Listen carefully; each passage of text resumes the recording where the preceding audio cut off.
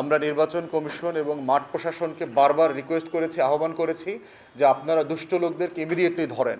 যে কোনো এক জায়গা থেকে তাদেরকে বলা হচ্ছে না তোমরা কাজটা করো, তোমরা অপারেশনে যাও, তোমরা অস্ত্র উদ্ধার করো, তোমরা দুষ্ট লোকগুলোকে ধরো।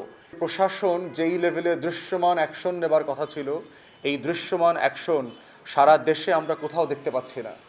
যৌথ বাহিনী অনেক সময় লম্বা সময় ধরে মাঠে আছেন, তাদের যে সিপাহীরা আছেন, জওয়ান আছেন, জুনিয়র অফিসাররা আছেন, তাদের মধ্যে আন্তরিকতার কোনো ঘাটতি দেখতে পাচ্ছি না। আমাদের আইনশৃঙ্খলা বাহিনী যারা আছেন, পুলিশ, র্যাব, বিজিবি, কোস্টগার্ড, আনসার, তাদের প্রত্যেককেই মাঠ পর্যায়ে অত্যন্ত আন্তরিক এবং নিষ্ঠাবান মনে হয়েছে। তারা আসলেই চায় যে বাংলাদেশটা বদলে যাক, একটা ভালো নির্বাচন হোক এবং সেই নির্বাচনে তারা দুষ্ট লোকদেরকে গ্রেফতার করুক, ধরুক।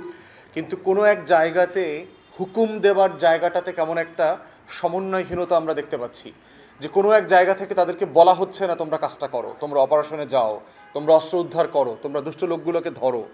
এই কমান্ড জায়গাটা না থাকার কারণে যেটা হচ্ছে, এই বিশাল আমার আইনশৃঙ্খলা বাহিনী যারা প্রচণ্ড রকম দেশপ্রেমিক, যারা প্রচণ্ড রকম জুলাইকে ধারণ করেন এবং নতুন বাংলাদেশ গড়বার জন্য দৃঢ় প্রত্যয় নিয়ে আছেন, তারা মাঠ পর্যায়ে আসলে কোনো অ্যাকশন নিতে পারছেন না। ফিজিক্যালি আছেন কিন্তু কোনো ভিজিবল অ্যাকশনে স্ট্রাইকিং ফোর্স আকারে তাদের যে রোলটা প্লে করার কথা ছিল সেগুলো আমরা দেখতে পাচ্ছি না। ইতিমধ্যে আমরা নির্বাচন কমিশন, আইনশৃঙ্খলা বাহিনী, বিভিন্ন দপ্তর, আমাদের জেলা এবং স্থানীয় প্রশাসন সবাইকে কিন্তু আমরা এই বিষয়গুলো জানিয়েছি। এবং আমাদের এক্সাম্পল, আমার এলাকার এক্সাম্পল দেখবেন যে আপনাদের একজন জাজকে নিয়ে প্রত্যেকটা আসনে ইলেকটোরাল ইনকোয়ারি কমিটি করে দিয়েছে। তাদেরকে আমরা এক সপ্তাহ আগে 2টা অভিযোগ দিয়েছি, তারা অভিযোগগুলো এখন পর্যন্ত অ্যাকনলেজই করে নাই। তাহলে আমার নেতাকর্মীদেরকে ইট দিয়ে মাথা থেতলে দিয়েছে, আমাদেরকে বলা হয়েছে একজন জাজের কাছে এটা অভিযোগ করতে হবে, তাহলে তারা অভিযোগটা আমলে নেবেন। এই অভিযোগটা তারা পেলেন কি না, তদন্ত চলছে কি না, কোনো কিছুর আপডেট আমরা জানি না। এক সপ্তাহ পরে নির্বাচন, আপনি কখন বিচার করবেন? এবং যারা মেরেছে তাদেরকে এখনও ধরাও হচ্ছে না।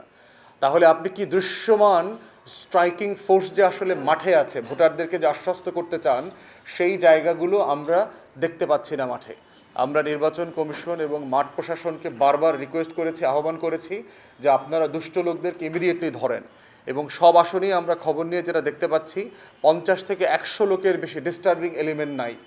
আপনার 3.5 লক্ষ 4 লক্ষ ভোটারের মধ্যে আপনার 50টা দুষ্ট লোককে গ্রেফতার করে যদি একটা ভালো নির্বাচন করা যায়, এবং সেটা ফৌজদারি অপরাধ আপনার করার দরকার নাই, সেটার জন্য আপনার সিম্পলি বিশেষ ক্ষমতা আইনে আপনি 3 সপ্তাহের জন্য ডিটেইন করেন, আপনি 1 মাসের জন্য ডিটেইন করেন, দেখবেন যে আগে পরে নির্বাচনের পরিবেশ যথেষ্ট রকম আশ্বস্ত করবার মতো হবে ভোটারদের জন্য।